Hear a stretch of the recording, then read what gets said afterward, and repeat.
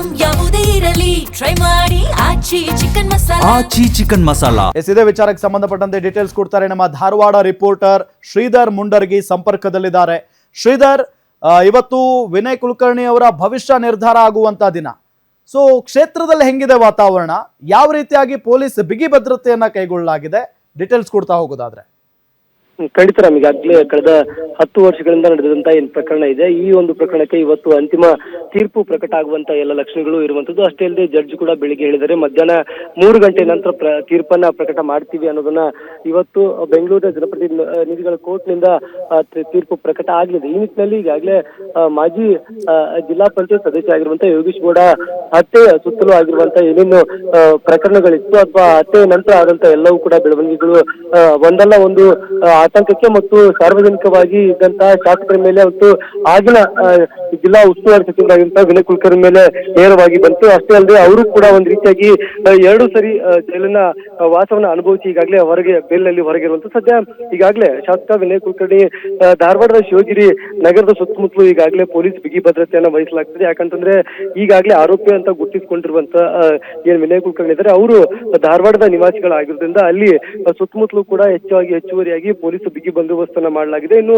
ಧಾರವಾಡದ ಗ್ರಾಮೀಣ ಶಾಸಕರಾಗಿರುವಂತಹ ಧಾರವಾಡದ ಗ್ರಾಮೀಣ ಭಾಗದಲ್ಲೂ ಕೂಡ ಪೊಲೀಸರನ್ನ ಹೆಚ್ಚುವರಿಯಾಗಿ ಈಗಾಗಲೇ SP ಗುಂಜನ್ ಆರ್ಯ ಅವರು ನೇಮಿಸಿದ್ದಾರೆ. ಯಾಕಂತಂದ್ರೆ ಪ್ರಭಾವಿ ನಾಯಕ ಆಗಿರುವುದು ಅಷ್ಟೇ ಅಲ್ಲದೆ ಈಗ ಸದ್ಯಕ್ಕೆ ಶಾಸಕರ ಆಗಿರೋದ್ರಿಂದ ಈಗ ಏನಾದ್ರೂ ತೀರ್ಪು ಒಂದ್ ವೇಳೆ ದೋಷಿ ಅಥವಾ ನಿರ್ದೋಷಿ ಎರಡೂ ಬಂದ್ರೂ ಕೂಡ ಒಂದ್ ರೀತಿಯಾಗಿ ಸಂಭ್ರಮ ಆಗುತ್ತೆ ಅಥವಾ ಮತ್ತೊಂದಷ್ಟು ಆಕ್ರೋಶವೂ ಕೂಡ ಹೊರಗಾಗುತ್ತೆ. ಈ ನಿಟ್ಟಿನಲ್ಲಿ ಯಾವುದೇ ರೀತಿಯ ಅಹಿತಕರ ಘಟನೆಗಳು ಆಗಬಾರ್ದು ಅನ್ನೋ ಕಾರಣಕ್ಕಾಗಿ ಈಗಾಗಲೇ ಹೆಚ್ಚುವರಿ ಸಿಟಿಯಲ್ಲಿ ಅಂದ್ರೆ ಧಾರವಾಡದ ಸಿಟಿಯಲ್ಲಿ ಕಮಿಷನರೇಟ್ ವ್ಯಾಪ್ತಿಯಲ್ಲಿ ಪೊಲೀಸರನ್ನ ಅಂದ್ರೆ ನಗರದಲ್ಲಿ ನಿಯೋಜಿಸಲಾಗಿರುವಂತದ್ದು. ಇನ್ನು ಧಾರವಾಡದ ಗ್ರಾಮೀಣ ಭಾಗದಲ್ಲಿ ಪ್ರಮುಖವಾಗಿರುವಂತದ್ದು ಅಲ್ಲಿಯೂ ಕೂಡ ಹೆಚ್ಚುವರಿ ಸಿಬ್ಬಂದಿಗಳನ್ನ ನೇಮಿಸಿ ಈಗಾಗಲೇ ಯಾವುದೇ ರೀತಿಯ ಅಹಿತಕರ ಘಟನೆಗಳು ಆಗಬಾರ್ದು ಅನ್ನೋ ಕಾರಣಕ್ಕೆ ಈಗಾಗಲೇ ಮುಂಜಾಗ್ರತಾ ಕ್ರಮಗಳನ್ನ ಪೊಲೀಸ್ ಇಲಾಖೆ ತೆಗೆದುಕೊಂಡಿದೆ. ಇನ್ನ ಇದನ್ನ ಹೊರತುಪಡಿಸಿದ್ರೆ ಮಧ್ಯಾಹ್ನ 3 ನಂತರ ಈಗಾಗಲೇ ತೀರ್ಪು ಪ್ರಕಟ ಆಗುತ್ತೆ ಅನ್ನೋ ಒಂದು ಮಾಹಿತಿಯನ್ನ ಸ್ವತಃ ಜಡ್ಜ್ ಅವರು ಹೇಳಿರೋದ್ರಿಂದ ಈಗಲೂ ಕೂಡ ಒಂದ್ ರೀತಿಯಾಗಿ ಏನಾಗ್ಬೋದು ಅನ್ನೋದು ಎಲ್ಲರೂ ಕೂಡ ಒಂದ್ ರೀತಿ ಕಾಯ್ತಾ ಇದ್ದಾರೆ. ಅಭಿಮಾನಿಗಳಿರ್ಬೋದು ಅಥವಾ ಅಂದ್ರೆ ಯೋಗೀಶ್ ಗೌಡನ ಕುಟುಂಬಸ್ಥರು ಕೂಡ ಕಾಯ್ತಾರೆ, ಇತ್ತ ವಿನಯ್ ಕುಲಕರ್ಣಿ ಕುಟುಂಬಸ್ಥರು ಕೂಡ ಏನಾಗುತ್ತೆ ತೀರ್ಪು ಅನ್ನೋದು ಕೂಡ ಕಾಯ್ತಾ ಇರುವಂತ. ಸದ್ಯ ಇನ್ನೇನು ಕೆಲವೇ ಕ್ಷಣಗಳಲ್ಲಿ ತೀರ್ಪು ಪ್ರಕಟ ಆಗುತ್ತೆ, ಅದು ಯಾವ ರೀತಿ ಆಗುತ್ತೆ ಅನ್ನೋದು ಕೂಡ ಈಗ ಕಾದ್ ನೋಡ್ಬೇಕಾಗಿರುವಂತದ್ದು. ರಾಮ್, ಒಂದು ಈಗ ಧಾರವಾಡ ಗ್ರಾಮೀಣ ವಿಧಾನಸಭಾ ಕ್ಷೇತ್ರ ಅಂತ ಬಂದಾಗ ವಿನಯ್ ಕುಲಕರ್ಣಿ ಅವರಿಗೆ ತಮ್ಮದೇ ಆದಂತ ಒಂದು ಛಾಪು ಮೂಡಿಸಿರುವಂತ ನಾಯಕ, ಜೊತೆಗೆ ಅವರಿಗೆ ಸಾಕಷ್ಟು ಜನ ಬೆಂಬಲಿಗರು, ಅಭಿಮಾನಿಗಳು, ಅಂದ್ರೆ ಕಾಂಗ್ರೆಸ್ ಕಾರ್ಯಕರ್ತರನ್ನ ಬಿಟ್ಟು ಅವರಿಗೆ ಪರ್ಸನಲ್ ಆಗಿ ಸಾಕಷ್ಟು ಜನ ಇಷ್ಟಪಡುವಂತ ಜನ ಇದ್ದಾರೆ. ಸೊ ಹಾಗಾಗಿ ಈಗ ಅಲ್ಲಲ್ಲಿ ಬಹಳಷ್ಟು ನಾವು ಕೇಳ್ಪಟ್ಟಂಗೆ ಇಲ್ಲ ವಿನಯ್ ಕುಲಕರ್ಣಿ ಅವರ ಪರವಾಗಿನೇ ತೀರ್ಪು ಬರುತ್ತೆ ಅಂತ ಹೇಳಿ ಸಾಕಷ್ಟು ಜನ ಸೆಲೆಬ್ರೇಷನ್ಗೂ ಮುಂದಾಗಿದ್ದಾರೆ ಅಂತ ಕೇಳ್ಪಟ್ಟಿದೀವಿ. ಆ ತರ ಏನಾದ್ರೂ ದೃಶ್ಯ ಕಂಡು ಬಂತ ನಿಮಗೆ? ರಾಮ್, ಖಂಡಿತ. ಈಗಾಗಲೇ ಪ್ರಕರಣ ಆದಾಗಿನಿಂದ ಕೂಡ ಇಲ್ಲಿವರೆಗೂ ಕೂಡ ಯಾವುದೇ ರೀತಿಯಾಗಿ ಧಾರವಾಡ ಜಿಲ್ಲೆಗೆ ವಿನಯ್ ಕುಲಕರ್ಣಿಗೆ ಪ್ರವೇಶವನ್ನ ಇಲ್ಲಿವರೆಗೂ ಕೊಟ್ಟಿಲ್ಲ. ಹೀಗಾಗಿ ಪ್ರವೇಶವನ್ನ ಕೊಡಬೇಕು. ಅಷ್ಟೇ ಅಲ್ಲದೆ ಈ ತೀರ್ಪು ಏನಿದೆಯಲ್ಲ ಇದು ಬಹಳ ಅಂತಿಮ ಘಟ್ಟವನ್ನ ತಲುಪಿಸಿರುವಂತದ್ದು. ಯಾಕಂತಂದ್ರೆ ಒಂದ್ ವೇಳೆ ತೀರ್ಪು ವಿನಯ್ ಕುಲಕರ್ಣಿ ಪರವಾಗಿ ಏನಾದ್ರೂ ಬಂದಿದ್ದೇ ಆದಲ್ಲಿ ಅವರು ಧಾರವಾಡದ ಜಿಲ್ಲೆಗೆ ಪ್ರವೇಶವನ್ನ ಪಡಿತಾರೆ. ಅಷ್ಟೇ ಅಲ್ಲದೆ ಬಳಿಕ ನಾರ್ಮಲ್ ಆಗಿ ಜನರನ್ನ ಜೊತೆ ಬೆರೆಯುವಂತ ಎಲ್ಲವೂ ಕೂಡ ಆಗುತ್ತೆ. ಆದ್ರೆ ಯಾವುದೇ ರೀತಿಯಾಗಿ ತೀರ್ಪು ಬರುವ ಮುನ್ನವೇ ಈ ಒಂದು ಸಂಭ್ರಮಾಚರಣೆ ಮಾಡೋದಾಗ್ಲಿ ಅಥವಾ ಅಲ್ಲಲ್ಲಿ ಪಟಾಕಿಯನ್ನ ಸಿಡಿಸೋದಾಗ್ಲಿ ಅಥವಾ ಇನ್ನೇನು ಬರ್ತಾರೆ ಅನ್ನೋ ಸ್ಟೇಟಸ್ಗಳು ಸಿಗ್ತಾ ಹೊರತು ಇಲ್ಲಿವರೆಗೂ ಕೂಡ ಯಾವುದೇ ರೀತಿಯಾಗಿ ಸಂಭ್ರಮಾಚರಣೆ ಆಗೋದು ಈ ರೀತಿ ಯಾವುದು ಮಾಡಿಲ್ಲ. ಯಾಕಂತಂದ್ರೆ ಕಳೆದ 3 ವರ್ಷಗಳಿಂದಲೂ ಕೂಡ ಎಲೆಕ್ಷನ್ ಮುಂಚೆಯೂ ಕೂಡ ಅವರು ಜಿಲ್ಲೆಗೆ ಪ್ರವೇಶವನ್ನು ನಿರ್ಬಂಧ ಹೇರಲಾಗಿತ್ತು. ಹೊರಗಡೆ ಇದ್ದುಕೊಂಡೇ ಅವರು ಇಲ್ಲಿ ಅಂದ್ರೆ ಧಾರವಾಡ ಗ್ರಾಮೀಣ ಭಾಗದಲ್ಲಿ ಬಹಳ ಭರ್ಜರಿ ಗೆಲುವನ್ನ ಸಾಧಿಸಿ MLA ಕೂಡ ಆಗಿರುವಂತದ್ದು. ಈ ನಿಟ್ಟಿನಲ್ಲಿ ಈಗಾಗಲೇ ಅಭಿಮಾನಿಗಳು ಕೂಡ ಕಾತರಿಂದ ಕಾಯ್ತಾ ಇದ್ದಾರೆ. ಯಾಕಂತಂದ್ರೆ ಕಳೆದ 4-5 ವರ್ಷಗಳಿಂದ ಕೂಡ ಯಾವುದೇ ರೀತಿಯಾಗಿ ಧಾರವಾಡಕ್ಕೆ ಮತ್ತು ಧಾರವಾಡ ಗ್ರಾಮೀಣ ಭಾಗಕ್ಕೆ ಅವರು ಅಭಿಮಾನಿಗಳನ್ನ ಭೇಟಿ ಆಗೋದು ಅಥವಾ ಮತದಾರನ ಭೇಟಿ ಆಗೋದು ಇಲ್ಲಿವರೆಗೂ ಕೂಡ ಮಾಡಿಲ್ಲ. ಹೀಗಾಗಿ ಅವರ ಒಂದು ರೀತಿಯಾಗಿ ಅಭಿಮಾನಿಗಳ ಸಂಖ್ಯೆ ಕೂಡ ದೊಡ್ಡದಾಗಿರೋದ್ರಿಂದ ಅವರು ಮತ್ತೆ ಸಿಟಿಗೆ ಬರಬೇಕು, ಅಷ್ಟೇ ಅಲ್ಲದೆ ಗ್ರಾಮೀಣ ಭಾಗದಲ್ಲಿ ಓಡಾಡಬೇಕು ಅನ್ನೋದು ತುಂಬಾನೇ ಆಸೆಯನ್ನ ಇಟ್ಕೊಂಡಿದ್ದಾರೆ. ಈ ನಿಟ್ಟಿನಲ್ಲಿ ಒಂದ್ ರೀತಿ ಏನಾದ್ರೂ ತೀರ್ಪು ಅವರ ಪರವಾಗಿ ಬಂದಿದ್ದೇ ಆದಂತ ವೇಳೆಯಲ್ಲಿ ಮತ್ತಷ್ಟು ಸಂಭ್ರಮಾಚರಣೆಗಳು ಧಾರವಾಡ ಗ್ರಾಮೀಣ ಮತ್ತು ಧಾರವಾಡದಾದ್ಯಂತ ಇವತ್ತು ಸಂಭ್ರಮಾಚರಣೆ ಆಗುತ್ತೆ. ಅದನ್ನ ಹೊರತುಪಡಿಸಿ ಏನಾದ್ರೂ ತೀರ್ಪು ಒಂದ್ ರೀತಿಯಾಗಿ ಬೇರೆ ಆಗಿದ್ದೆ ಅಥವಾ ಅವ್ರಿಗೆ ಅಕ್ವಿಟ್ ಆಗಿದ್ದೆ ಅದರಲ್ಲಿ ಮತ್ತಷ್ಟು ಇಲ್ಲಿ ಏನಾದ್ರೂ ಅಹಿತಕರ ಘಟನೆಗಳು ಆಗ್ಬಹುದು ಅನ್ನೋ ಕಾರಣಕ್ಕೆ ಈಗಾಗಲೇ ಪೊಲೀಸ್ ಸಿಬ್ಬಂದಿ ಕೂಡ ಒಂದ್ ರೀತಿಯಾಗಿ ಹೆಚ್ಚಿನವಾಗಿ ನೇಮಕ ಮಾಡ್ಕೊಂಡಿರುವಂತದ್ದು. ಈ ನಿಟ್ಟಿನಲ್ಲಿ ನೋಡೋದಾದ್ರೆ ಇವತ್ತು ಸಂಪೂರ್ಣವಾಗಿ ಅಂದ್ರೆ ಬೆಳಿಗ್ಗೆಯಿಂದಲೂ ಕೂಡ ಸಂಜೆವರೆಗೂ ಕೂಡ ಕಾಯ್ತಾ ಇರುವಂತ ಏನು ಅಭಿಮಾನಿಗಳಿರ್ಬೋದು ಅಥವಾ ಅವರ ಹತ್ತಿರದವರು ಇರ್ಬೋದು, ಈಗ ಅದನ್ನ ತೀರ್ಪು ಯಾವ ರೀತಿ ಬರುತ್ತೆ ಅನ್ನೋದನ್ನು ಕೂಡ ಕಾಯ್ತಾ ಇರುವಂತದ್ದು. ಇನ್ನು ಹತ್ಯೆ ಆಗಿರುವಂತಹ ಯೋಗೀಶ್ ಗೌಡ ಕುಟುಂಬಸ್ಥರು ಕೂಡ ಒಂದ್ ರೀತಿಯಾಗಿ ನಮ್ಗೆ ನ್ಯಾಯ ಸಿಗುತ್ತೆ ಅನ್ನೋ ಒಂದು ವಿಶ್ವಾಸದಲ್ಲೂ ಕೂಡ ಅವರು ಕೂಡ ಇರುವಂತದ್ದು. ಯಾಕಂತಂದ್ರೆ ಈಗಾಗಲೇ ಹಲವಾರು ಸಾಕ್ಷಿಗಳನ್ನ ಅವರು ಕೋರ್ಟ್ಗೆ ಪ್ರೊಡ್ಯೂಸ್ ಮಾಡಿರುವಂತದ್ದು, ಸಿಬಿಐ ಕೂಡ ಈಗಾಗಲೇ ಸಾಕ್ಷಿಗಳನ್ನ ನೀಡಿರುವಂತದ್ದು. ಈ ನಿಟ್ಟಿನಲ್ಲಿ ಇಷ್ಟೊಂದು ದೊಡ್ಡ ಪ್ರಕರಣವನ್ನ, ಅಂದ್ರೆ ಕಳೆದ 10 ವರ್ಷಗಳಿಂದ ನಡೆದಂತ ಪ್ರಕರಣವನ್ನ ಈಗ ಒಂದ್ ರೀತಿಯಾಗಿ ಅಂತಿಮ ಘಟ್ಟಕ್ಕೆ ಬಂದಿರೋದ್ರಿಂದ ಎಲ್ಲರೂ ಕೂಡ ಒಂದ್ ರೀತಿಯಾಗಿ ಏನಾಗುತ್ತೆ ಕೇಸ್ ಅನ್ನೋದು ಕೂಡ ಒಂದು ಕಾದು ನೋಡ್ತಿರುವಂತದ್ದು. ರಾಮ್, ಶ್ರೀಧರ್, ಈಗ ಸ್ವಲ್ಪ ಈ ಪ್ರಕರಣದ ಹಿನ್ನೆಲೆಯನ್ನ ಅಥವಾ ಹಿನ್ನೋಟವನ್ನ ನೋಡ್ತಾ ಹೋಗೋದಾದ್ರೆ, ನೀವು ವಿವರಿಸ್ತಾ ಹೋಗಿ, ಕಳೆದ 10 ವರ್ಷ 2016ರಲ್ಲಿ ನಡೆದಿರುವಂಥ ಘಟನೆ ಇದು. 2026ನೇ ವರ್ಷಕ್ಕೆ ನಾವು ತೀರ್ಪನ್ನ, ಒಂದು ಅಂತಿಮವಾದಂಥ ತೀರ್ಪನ್ನ ನೋಡ್ತಾ ಇದ್ದೀವಿ.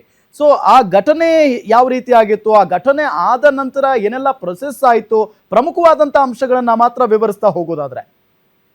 ಖಂಡಿತ ರಾಮ್, ಈಗಾಗಲೇ ಏನು ಉದಯ ಜಿಮ್ ಏನಿದೆ, ಧಾರವಾಡದ ಉದಯ ಜಿಮ್ ನಲ್ಲಿ ಜಿಮ್ ಮಾಡ್ತಿರುವಂತಹ ವೇಳೆಯಲ್ಲೇ ಯೋಗೀಶ್ ಗೌಡ, ಏನು ಜಿಲ್ಲಾ ಪಂಚಾಯತ್ ಮಾಜಿ ಸದಸ್ಯರಾಗಿರುವಂತ ಯೋಗೀಶ್ ಗೌಡ ಮೇಲೆ ನೇರವಾಗಿ ದಾಳಿಯನ್ನಾಗತ್ತೆ. ಅದು ಕೂಡ ಪ್ರೀ ಪ್ಲಾನ್ಡ್ ಅನ್ನೋದು ಎಲ್ಲರೂ ಕೂಡ ಗೊತ್ತಾಗುತ್ತೆ. ಅದರಲ್ಲಿ A1 ಆರೋಪಿ ಆಗಿರುವಂತಹ ಬಸವರಾಜ್ ಮುತ್ಗಿ ಈಗಾಗಲೇ ಏನು ಮಾಪಿ ಸಾಕ್ಷಿಯನ್ನ ಆಗಿರುವಂತದ್ದು. ಅಂದ್ರೆ ನನಗೂ ಕೂಡ ಥ್ರೆಟ್ ಇದೆ ಈ ಒಂದು ಕೇಸ್ ನಲ್ಲಿ, ನಾನು ಕೂಡ ಈ ಒಂದು ಕೇಸ್ ನಿಂದ ಹೊರಗೆ ಬರಬೇಕು, ಅಂದ್ರೆ ನಾನು ಮಾಪಿ ಸಾಕ್ಷಿಯನ್ನ ಆಗ್ತೀನಿ ಅನ್ನೋ ಒಂದು ಮಾತನ್ನ ಯಾವಾಗ ಹೇಳ್ತಾರೆ, ಅವಾಗ ಬಸವರಾಜ್ ಮುತ್ಗಿ ಸಿಬಿಐ ಮಾಪಿ ಸಾಕ್ಷಿಯನ್ನಾಗಿ ಮಾಡುತ್ತೆ.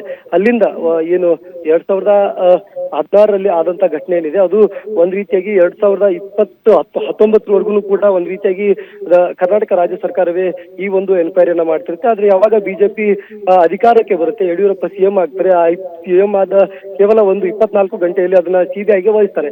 ಸಿಬಿಐಗೆ ವಹಿಸಿದ ತಕ್ಷಣವೇ ಒಂದ್ ರೀತಿಯಾಗಿ ದೊಡ್ಡ ಮಟ್ಟದ ಚರ್ಚೆಗಳಿಗೂ ಕಾರಣ ಆಗುತ್ತೆ. ಅಷ್ಟೇ ಅಲ್ಲದೆ ಇದರಲ್ಲಿ ಪ್ರಮುಖ ಆರೋಪಿಗಳು ಏನಿದ್ರು ಅವರನ್ನ ನೇರವಾಗಿ ಹಿಡಿತಂದು ಸಿಬಿಐ ಎನ್ಕ್ವೈರಿ ಕೂಡ ಆಗುತ್ತೆ. ಯಾಕಂತಂದ್ರೆ ಈ ಹಿಂದೆ ಒಟ್ಟು 8 ಜನ ಆರೋಪಿಗಳನ್ನ ಪೊಲೀಸರು ಏನು ಇದರಲ್ಲಿ ಒಂದು ಕೇಸನ್ನ ಮಾಡಿರ್ತಾರೆ. ಆದ್ರೆ ಅವರು ಯಾರು ಕೂಡ ಇದರಲ್ಲಿ ಭಾಗಿಯಾಗಿರಲಿಲ್ಲ. ಪ್ರಕರಣದಲ್ಲಿ ಕೊಲೆ ಮಾಡಿದವರು ಬೇರೆ ಇರ್ತಾರೆ, ಆದ್ರೆ ಆರೋಪಿಗಳು ಬಂದು ನಾವೇ ಕೊಲೆ ಮಾಡಿದವರು, ಇದು ನಮ್ಗೆ ಭೂಮಿ ವ್ಯಾಜ್ಯದಿಂದಾಗಿ ಅವ್ರನ್ನ ಹತ್ಯೆ ಮಾಡಲಾಗಿದೆ ಅನ್ನೋದೇನೇನು ಮೊದಲು ಹೇಳಿರ್ತಾರೆ, ಅವ್ರನ್ನ ಕೈ ಬಿಟ್ಟು ಮತ್ತೆ ನಿಜವಾದ ಆರೋಪಿಗಳನ್ನ ಒಟ್ಟು ಅರೆಸ್ಟ್ ಮಾಡುವಂತ ವೇಳೆಯಲ್ಲಿ ಒಂದೊಂದು ಸಾಕ್ಷಿಗಳು, ಒಂದೊಂದು ವಿಚಾರಗಳು ಹೊರಗೆ ಬರ್ತಾ ಹೋಗುತ್ತೆ. ಯಾವಾಗ 2019ರಿಂದ ಈ ಒಂದು ಪ್ರಕರಣವನ್ನ ಸಿಬಿಐ ತನಿಖೆಯನ್ನ ವಹಿಸಿಕೊಳ್ಳುತ್ತೆ, ಅಲ್ಲಿಂದ ಒಂದ್ ರೀತಿಯಾಗಿ ದೊಡ್ಡ ಮಟ್ಟದ ಚರ್ಚೆಗೆ ಕಾರಣ ಆಗುತ್ತೆ. ಯಾಕಂತಂದ್ರೆ ಅದರಲ್ಲಿ ನೇರವಾಗಿ ಅಧಿಕಾರಿಗಳು, ಅಂದ್ರೆ ಪೊಲೀಸ್ ಅಧಿಕಾರಿಗಳು ಸೇರಿದಂತೆ ಆಗ ಇದ್ದಂತ ಏನು ಜಿಲ್ಲಾ ಉಸ್ತುವಾರಿ ಸಚಿವರಂತ ವಿನಯ್ ಕುಲಕರ್ಣಿ ಅವರು ಕೂಡ ನೇರವಾಗಿ ಆರೋಪಿಯನ್ನ ಮಾಡ್ಲಾಗುತ್ತೆ. ಯಾಕಂತಂದ್ರೆ ಒಂದಿಷ್ಟು ವಿಚಾರಗಳನ್ನ ಅಲ್ಲಿ ಬಹಿರಂಗ ಪಡಿಸ್ತಾರೆ. ಯಾಕಂತಂದ್ರೆ ಸಿಬಿಐ ಚಾರ್ಜ್ ಶೀಟ್ ಅಲ್ಲಿ ನೇರವಾಗಿ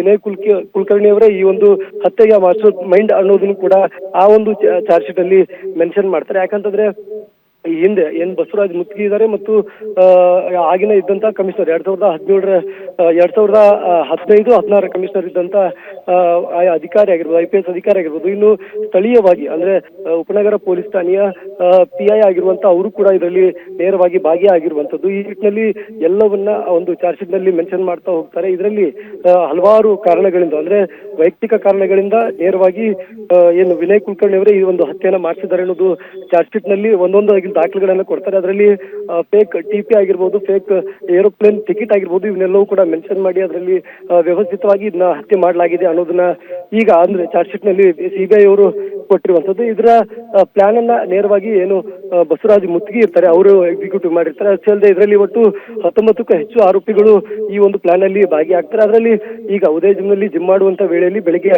6 ಗಂಟೆಗೆ ಏನು ದುಷ್ಕರ್ಮಿಗಳು ಕಾರನ್ನ ತೆಗೆದುಕೊಂಡು ಹೋಗಿ ಆ ಒಂದು ಏನು ಉದಯ ಜಿಮ್ ನಲ್ಲಿ ಮುಂಭಾಗದಲ್ಲಿ ಏನು ಯೋಗೀಶ್ ಗೌಡ ಪೇಪರ್ನ ಓದ್ತಾ ಇರ್ತಾರೆ, ಹಿಂದೆ ಬಂದಂತ ಅದು ಏನು ದುಷ್ಕರ್ಮಿಗಳು ನೇರವಾಗಿ ಕಣ್ಣಿಗೆ ಕಾರದ ಪುಡಿಯನ್ನ ಎರಚಿ ಅವ್ರ ಮೇಲೆ ಮಾರಕಾಸ್ತ್ರಗಳಿಂದ ಹಲ್ಲೆಯನ್ನ ಮಾಡ್ತಾರೆ. ಹಲ್ಲೆ ಮಾಡಿದ ತಕ್ಷಣವೇ ಆ ಒಂದು ಯೋಗೀಶ್ ಗೌಡ ಅಲ್ಲೇ ಮೃತವನ್ನ ಪಡ್ತಾನೆ. ಈ ನಿಟ್ಟಿನಲ್ಲಿ ಯಾವಾಗ ಅಲ್ಲಿಂದ ತನಿಖೆ ಮಾಡ್ತಾ ಹೋಗ್ತಾರೆ, ಅವಾಗ ಒಂದಿಷ್ಟು ವಿಚಾರಗಳನ್ನ ಬಿಟ್ಟು ಬೇರೆ ವಿಚಾರಗಳನ್ನ ಅಲ್ಲಿ ಹಾಕ್ಲಾಗುತ್ತೆ. ಯಾಕಂತಂದ್ರೆ ಈ ಹಿಂದೆ ಒಂದಿಷ್ಟು ಪೊಲೀಸ್ ಅಧಿಕಾರಿಗಳಿರ್ತಾರೆ, ಅವರು ಇದನ್ನ ದಾರಿಯನ್ನ ತಪ್ಪಿಸುವಂತ ಕಾರ್ಯವನ್ನ ಮಾಡಿದ್ರು ಅನ್ನೋ ಒಂದು ಆರೋಪ ಸಿಬಿಐನವರು ಮಾಡ್ತಿರುವಂತದ್ದು.